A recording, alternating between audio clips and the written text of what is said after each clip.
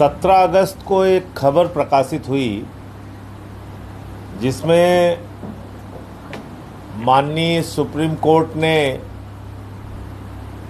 अपनी नाराजगी जताते हुए कहा कि एसआईटी को स्टेटस रिपोर्ट देना चाहिए और ये भी कहा कि आप जांच में जल्दी लाइए, जल्दी कीजिए, तेजी कीजिए। ये एसआईटी को सुप्रीम कोर्ट का निर्देश है। इसकी खबर छपी हुई है 17 अगस्त को। और एक खबर और छपी हुई है इसी दिन कि चंपत राय के साथ अनिल मिश्रा को भी क्लीन चिट, सबसे ज्यादा लगे थे आरोप। मतलब जब सुप्रीम कोर्ट निगरानी कर रहा है एसआईटी की, स्टेटस रिपोर्ट मांग रहा है कि भाई कहां तक आपकी जांच पहुंची, उसका स्टेटस बताइए, ऐसे समय में अखबारों में खबरें प्रकाशित कराई जा रही हैं कि चंपत राय और अनिल मिश्रा को क्लीन चिट मिल गई। यानी कि चढ़ावे चोरी और चंदा चोरी के मुख्य आरोपियों को पूरी तरीके से क्लीन चिट मिल गई। अब यह मामला क्या है? यह मामला है, एक एसआईटी बनी थी पूर्व में जिसमें विजय पंत जी, विजय विश्व पंत शायद नाम उनका, विश्वास पंत, विजय विश्वास पंत जी अध्यक्ष थे उस एसआईटी के। और उस एसआईटी की एक रिपोर्ट लीक हुई थी। वो रिपोर्ट की कॉपी हमारे पास है और इसमें पन्ना नंबर 6 गायब हो गया था। पत्रकारों के पास सब था लेकिन पेज नंबर 6 गायब था। आज वो मैं पेज नंबर 6 आपके सामने पढ़ने जा रहा हूं। वो पेज नंबर 6 भी मिल गया है और ये रिपोर्ट राम जन्मभूमि ट्रस्ट के 6 जुलाई की मीटिंग के पहले लीक कर दी गई थी,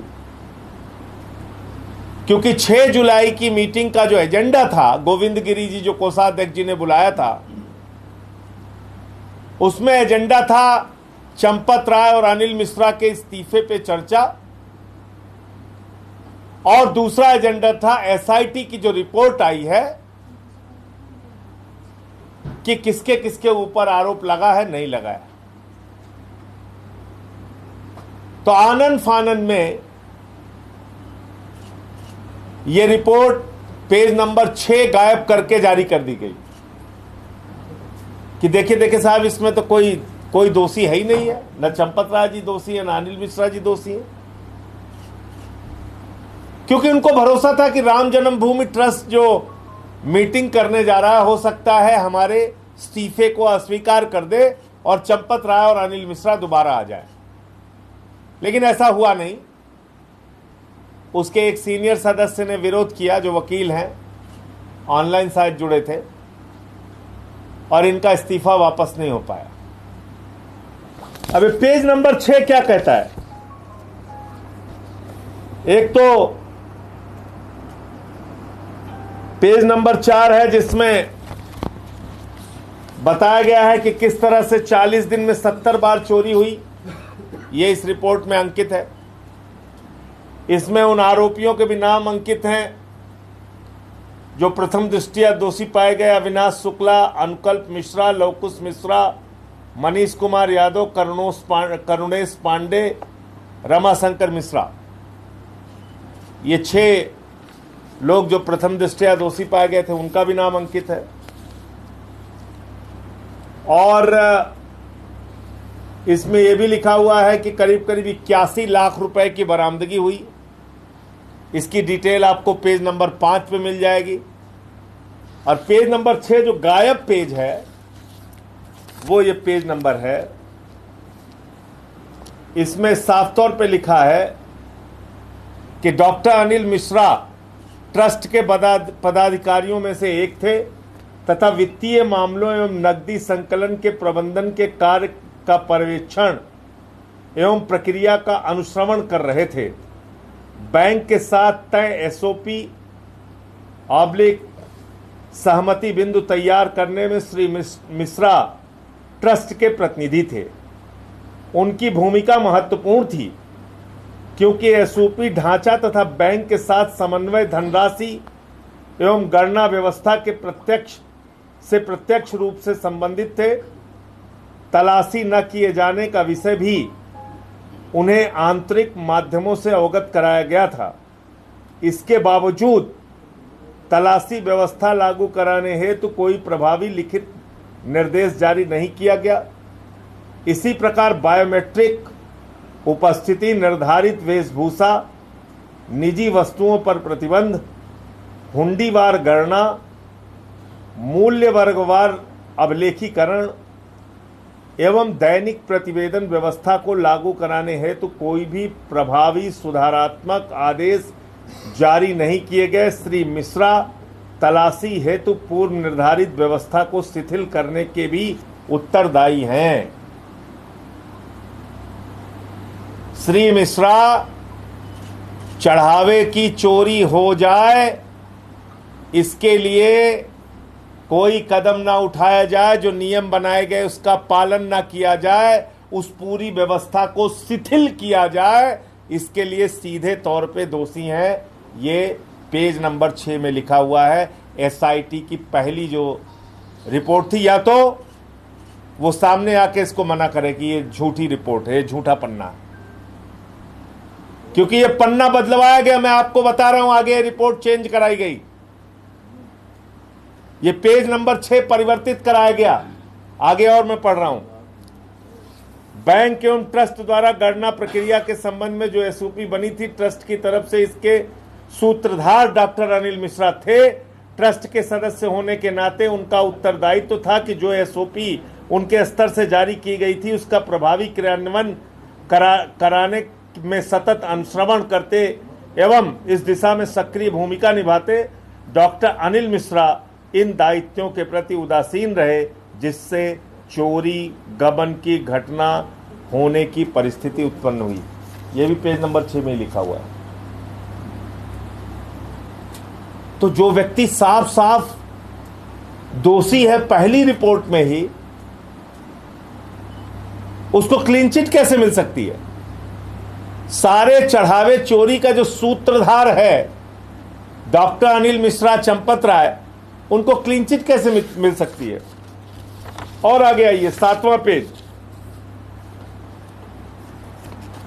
इसमें और बातें लिखी हुई, मैं लास्ट खाली एक लाइन पढ़ रहा हूं। ट्रस्ट कार्मिकों पदाधिकारियों द्वारा इसका संज्ञान नहीं लिया गया और गणना कार्मिकों का निर्धारित वेशभूषा में न आना चोरी गमन में सहायक सिद्ध हुआ।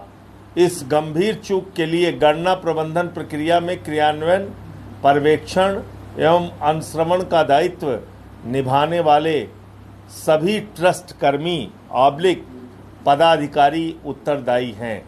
ये चढ़ावे चोरी से संबंधित जो रिपोर्ट है, इसमें साफ तौर पे लिखा हुआ है सभी ट्रस्ट कर्मी और सभी पदाधिकारी जिम्मेदार हैं। तो उस पदाधिकारी में चंपत राय नहीं आते क्या? उस पदाधिकारी में अनिल मिश्रा नहीं आते क्या? जब इस रिपोर्ट ने सबको दोषी मान लिया, तो ये दोनों लोग कैसे दोषी नहीं हैं और कैसे इनको क्लीन चिट मिल सकती है? इसके साथ साथ 4 तरह की चोरी हुई है, मैं बार बार कह रहा हूं। चंदे में चोरी, चढ़ावे में चोरी, आभूषणों में चोरी, निर्माण कार्य में चोरी। 4 तरह की चोरी हुई है। और इन चारों चोरियों के लिए जमीन घोटाला, जमीन खरीद में चोरी, इन 5 चोरियों के लिए जो व्यक्ति मुख्य रूप से जिम्मेदार है वो है चंपत राय। 2 करोड़ की जमीन जो 18.5 करोड़ रुपए में 5 मिनट के बाद खरीदी गई ट्रस्ट के द्वारा, उसमें हस्ताक्षर हैं चंपत राय के और गवाह के रूप में हस्ताक्षर हैं डॉक्टर अनिल मिश्रा के और ऋषिकेश उपाध्याय जो उस समय के भाजपा के मेयर थे। इसके साथ साथ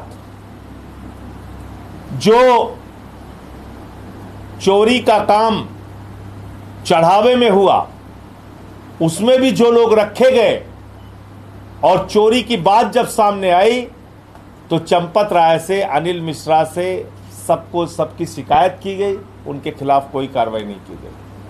आभूषणों में चोरी का जब विषय आया तो लोगों ने सामने आके बताया उनको रसीदें नहीं दी गई, उनके आभूषण, उनके भगवान श्री राम के दिए गए नाम पे दिए गए गहने, दान, सोना आदि, चांदी आदि, वो उसका गबन किया गया। बाद में उस पर लीपापोती की गई कि यहाँ रखा है, वहाँ रखा है, जब चोरी खुल गई इसके बाद। इसके साथ साथ दीनानाथ वर्मा नाम के इंजीनियर ने बताया कि अनिल मिश्रा 40% कमीशन लेते थे निर्माण कार्य में। 40% कमीशन। सोचिए, कर्नाटका में बीजेपी की सरकार भी 40% कमीशन लेने के नाम पे चली गई थी 2018 में, 2023 में। अब आप देखिए, उसको भी कहां इन्होंने किनारे कर दिया पता नहीं। महिपाल सिंह ने शिकायत की थी चढ़ावे चोरी की, चंपत राय जी से शिकायत की थी, उनको कहां किनारे कर दिया गया पता नहीं। तो जो मुख्य किरदार हैं, अगर उन्हीं को बचाया जाएगा तो फिर कौन सी जांच हो रही है, कौन सा दूध का दूध पानी का पानी हो रहा है। और प्रभु श्री राम के मंदिर के नाम पे जो चंदा चोरी और चढ़ावा चोरी हुई है, उसमें कौन सा न्याय योगी जी और मोदी जी करने जा रहे हैं, अगर ये हालत जांच की है तो अभी किरण एस जी, और ये भी सूचना मुझे मिली है, मुझे कोई इसके बारे में कोई आधिकारिक जानकारी नहीं है, लेकिन मुझे सूचना मिली है किसी से कि विजय विश्वास पंत जी जो अध्यक्ष थे पहली एसआईटी की, जब वो इससे हटे तो उसके पीछे भी एक बड़ा कारण ये था। हालांकि मैं जानता हूं, मैं कहूंगा तो सरकार का दबाव उनके ऊपर पड़ेगा और वो इस बात को मना कर देंगे, लेकिन उनके ऊपर यह दबाव बनाया गया कि पेज नंबर 6 आप बदलिए और अनिल मिश्रा को आरोपित कीजिए। अनिल मिश्रा को जो आरोपित आपने किया उसको हटाइए, जो चढ़ावे चोरी के संबंध में ये सारी बातें आपने लिखी है हटाइए। तो शायद उन्होंने इसका विरोध किया, जिसके कारण से उनको हटना पड़ा। इस प्रकार की जानकारी मुझे है, लेकिन मैं इसके ऊपर कोई आधिकारिक बयान देने वाला व्यक्ति नहीं, क्योंकि ये उन लोगों के बीच की बात है जो सरकार में बैठे हैं और जो एसआईटी के अध्यक्ष थे। मैंने किरण एस जी जो एसआईटी के अध्यक्ष हैं वर्तमान में, उनको ये मेल किया है कि 13 दस्तावेज मैंने एसआईटी को दिया था। 13 दस्तावेज, 2 करोड़ की जमीन 18.5 करोड़ में खरीदने वाला, 9 करोड़ की जमीन 55 करोड़ में खरीदने वाला, 1 करोड़ 73 लाख की जमीन 24 करोड़ रुपए में खरीदने वाला, वो तमाम दस्तावेज और उसके साथ और तमाम दस्तावेज, 13 दस्तावेज मैंने दिया था। 13 दस्तावेज मेरे पास और हैं। अगर पुरानी एसआईटी से आपको वो 13 दस्तावेज ना मिले हों तो मैं पूरे के पूरे 26 के 26 जमीन घोटाले से संबंधित दस्तावेज आपको मिलकर सौंपना चाहता हूं। मुझे शीघ्र ही कोई समय दिया जाए, मैं लखनऊ में ही हूं। इसके लिए मैंने ईमेल किरण एस जी को भेज दिया है। अब जैसे ही समय मिलेगा मैं ये तमाम ज़मीन के दस्तावेज उपलब्ध करा दूंगा।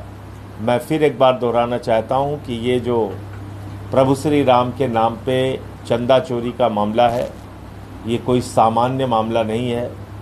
वर्ष 2021 में मैंने ही इस प्रकरण को खोला था सबसे पहले, और अब वो सारी बातें सामने आ रही हैं जो मैंने उस समय बताया था और सच्चाई दिखाई थी। अगर मेरी बात उस वक्त मान ली गई होती तो शायद इतने बड़े पैमाने पे चोरी की घटनाएं और चंदे के गबन की घटनाएं नहीं होती। मुझे इतनी बात कहनी थी। आपका कोई प्रश्न आप पूछ?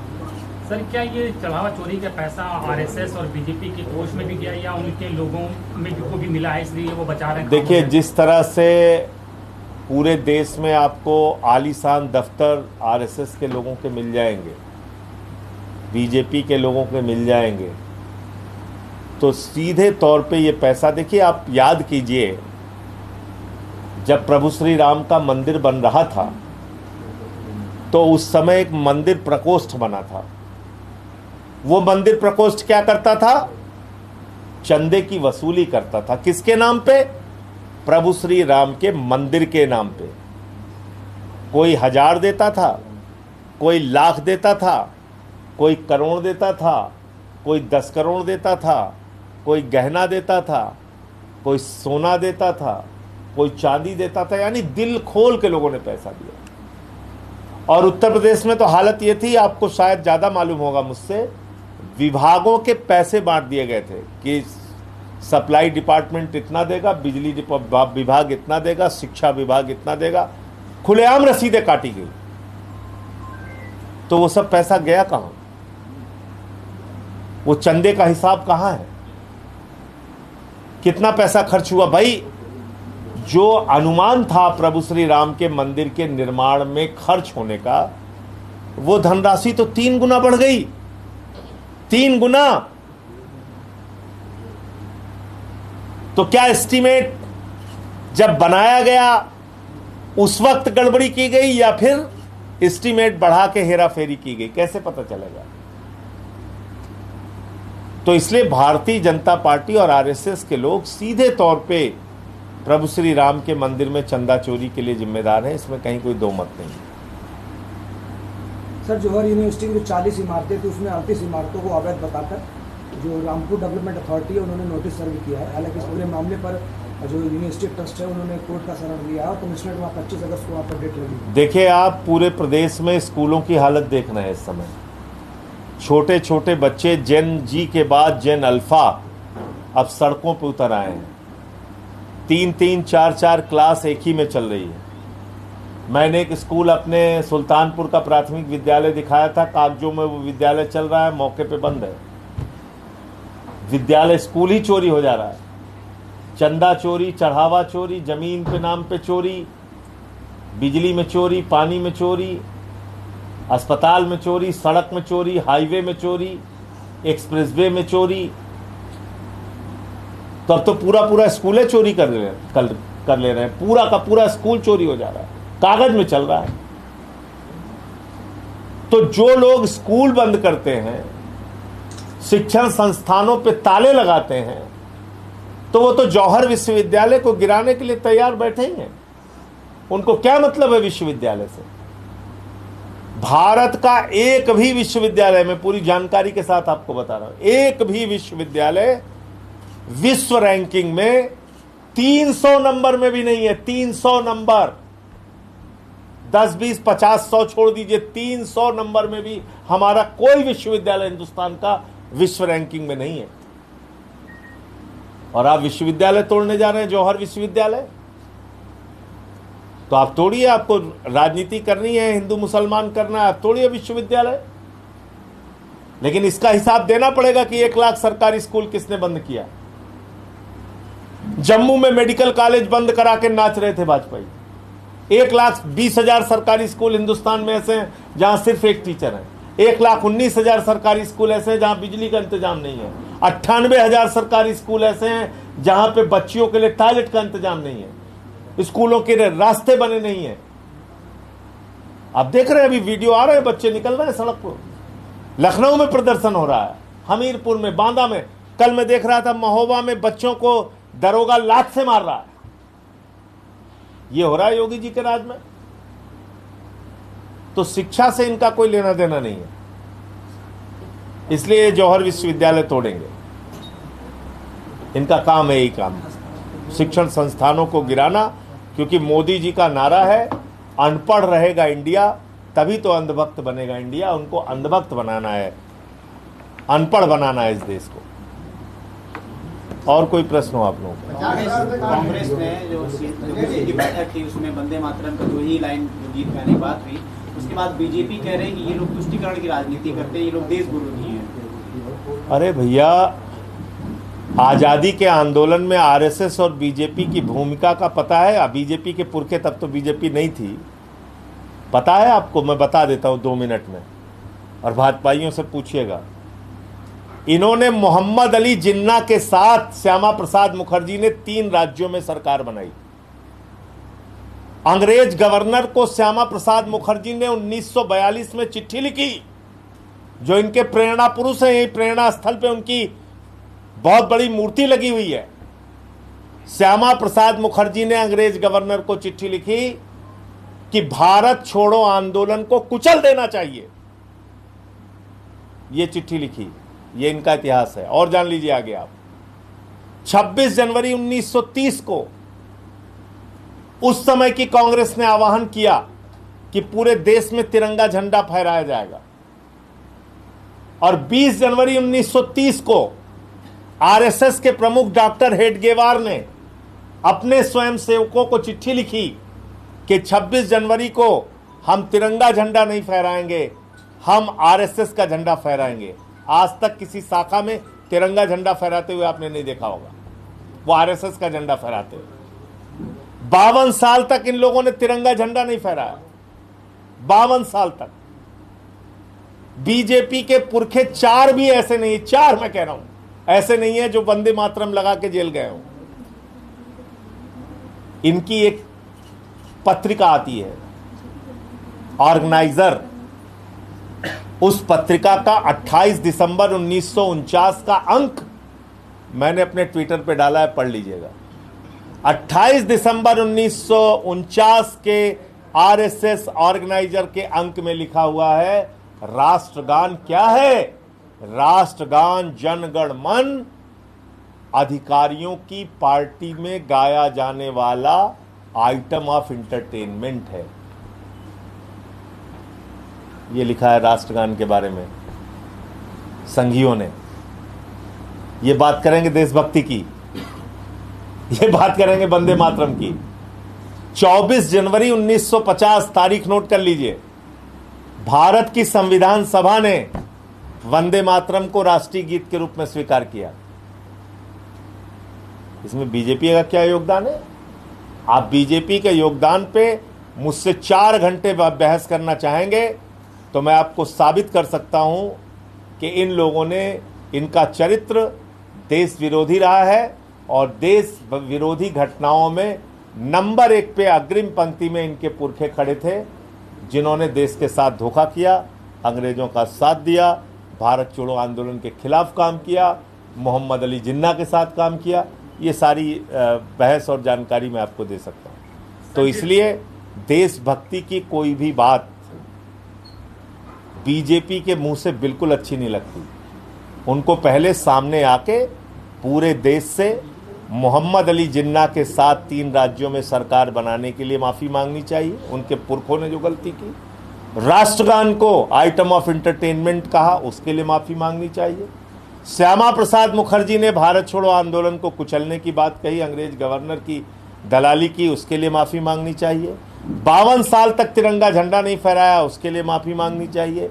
हेडगेवार की चिट्ठी अपने स्वयंसेवकों के लिए है, वो उसकी कॉपी मैंने राज्यसभा में भी दिखाना चाहा था, सभापति जी ने मुझे रोक दिया था, लेकिन मैंने वो चिट्ठी भी डाल दी है, पढ़ लीजिएगा, उसके लिए माफ़ी मांगना चाहिए।